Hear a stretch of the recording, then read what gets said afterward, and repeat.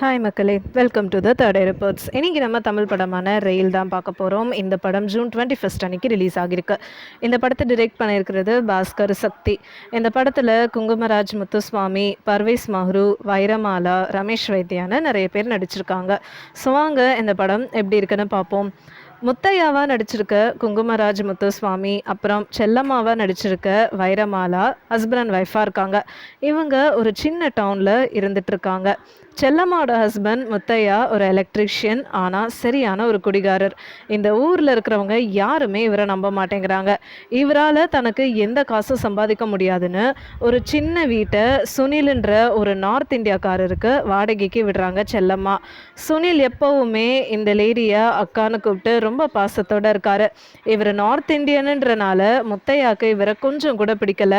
இவரோட சேர்ந்துக்கிட்டு வரதனா நடிச்சிருக்க ரமேஷ் வைத்தியாவும் இந்த சுனிலை ஊரை விட்டு விரட்டணும்னு எல்லா பிரச்சனையும் பண்ணுறாங்க. இதுக்கப்புறம் என்ன ஆகுதுன்னு தான் இந்த படத்தோட கதையே. இந்த படத்தோட டிரெக்டருக்கு இதுதான் ஃபர்ஸ்ட் படம். இருந்தாலுமே ஒரு நல்ல மெசேஜோட இந்த படத்தை எடுத்திருக்காருன்னு தான் சொல்லணும். அதே சமயம் அந்த மெசேஜை மக்கள்கிட்ட நல்லா ரீச் ஆகுற மாதிரியும் இந்த கதையை எடுத்திருக்காரு. இந்த படத்தில் வர டைலாக்ஸ் எல்லாம் ரொம்ப இம்ப்ரெசிவாக, தாட் ப்ரொவோக்கிங்காக இருக்குது. யூஸ்வலாக வடக்குன்ற டேர்மை நம்ம நிறைய இடத்துல கேள்விப்பட்டிருக்கோம். இந்த படத்தை பார்க்கும்போது நமக்கு ஒரு டிஃப்ரெண்ட் பெர்ஸ்பெக்டிவ் கிடைக்குன்றதுல கொஞ்சம் கூட சந்தேகம் இல்லை.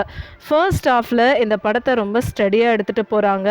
அண்ட் நமக்கு எல்லா கேரக்டர்ஸ் அண்ட் அவங்களோட மைண்ட் செட்டை புரிய வைக்கிற மாதிரி செம்மையாக எடுத்திருக்காருன்னு தான் சொல்லணும்.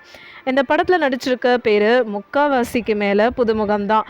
அதனால இவங்களோட ஆக்டிங் எல்லாமே ரொம்ப நேச்சுரலாக, ஒரிஜினலாக இந்த படத்துக்கு செட் ஆயிருக்கு. குங்குமராஜ் முத்துசுவாமியோட ஆக்டிங் ரொம்ப ரியலிஸ்டிக்காக இருக்குது. இந்த படத்தில் வைரமாலா தான் அவுட்ஸ்டாண்டிங் பர்ஃபார்மன்ஸை கொடுத்துருக்காங்கன்னு சொல்லணும். சுனிலா நடிச்சிருக்க பர்வேஸ் மெஹ்ருவோட ஆக்டிங்க்கு ஒரு பெரிய கைத்தட்டலே கொடுக்கலாம். தேனி ஈஸ்வரோட விஷுவல்ஸ் இந்த படத்துக்கு டாப் நாட்ச் தான்.